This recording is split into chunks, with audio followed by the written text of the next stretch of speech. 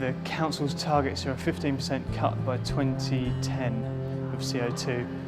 So if we can make that, that'd be good. And that's in line with the Kyoto Protocol. So that's a UK government target as well. And what I'm looking at here is obviously we've got some good light coming through in this area. It's all glazed, but we've got the lights on up there still.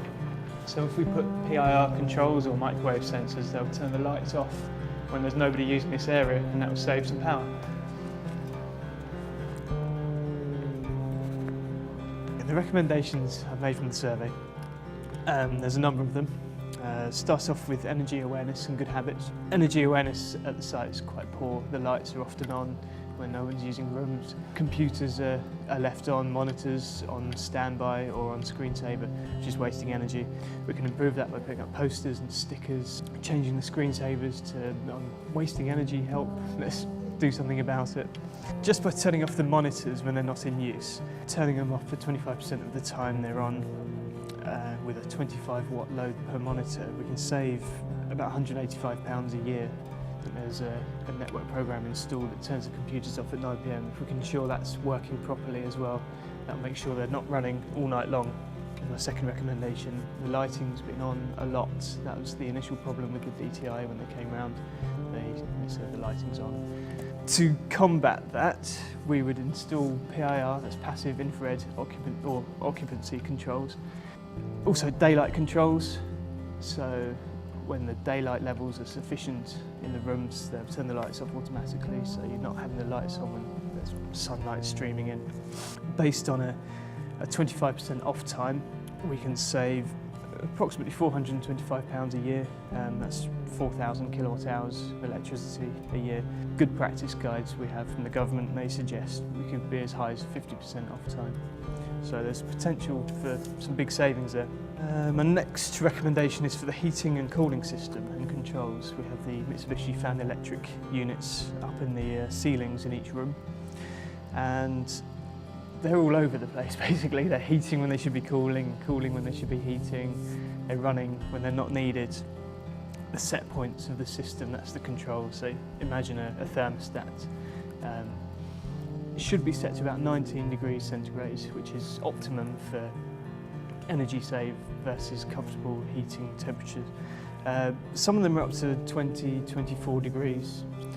Every time the front door opens, heat's being lost when we're heating in the winter, and when you're cooling in the summer, cold air is being lost. There's two things you can do about that. You can fit an air curtain to the door, which is basically an air blower, so it's either blowing out hot air and it deflects the breeze and the loss of heat to the outside environment, or you can fit what we call a draft lobby, which is essentially another set of doors, so it creates an airlock basically. Maybe even a revolving door does the same kind of thing, so it just stops air transfer. Could save approximately £500 a year with that, possibly more because you're cooling in the summer.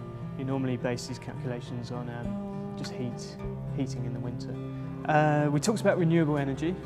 Currently, there's no renewable energy use here. It's on a standard electricity tariff. The simplest way to use renewable energy is to switch to a green tariff. You don't change anything on site. You just speak to your electricity supplier, or even go to somebody like Ecotricity who supply wind turbines, electricity from wind turbines. There are other possibilities at this site. We can look at solar PV, that's photovoltaic, solar panels on the roof. Brislington Enterprise College is to be completely rebuilt, as I understand it. It could be possible to build, in conjunction with the school, a wind turbine somewhere on the site, which would supply electricity free of charge. A valuable education tool as well. You can put up display units of how much electricity you're generating, how much you're saving on the site, and it gets the kids interested. A site like this uses about £22,000 worth of electricity a year, so a significant proportion of that will be climate change levy. By switching to a green tariff, you don't pay climate change levy. Cutting your electricity consumption, making your building more energy efficient, will reduce carbon dioxide emissions. And in this case, if we're looking at a 10% electricity consumption save, we're looking at a 10% carbon dioxide emission save.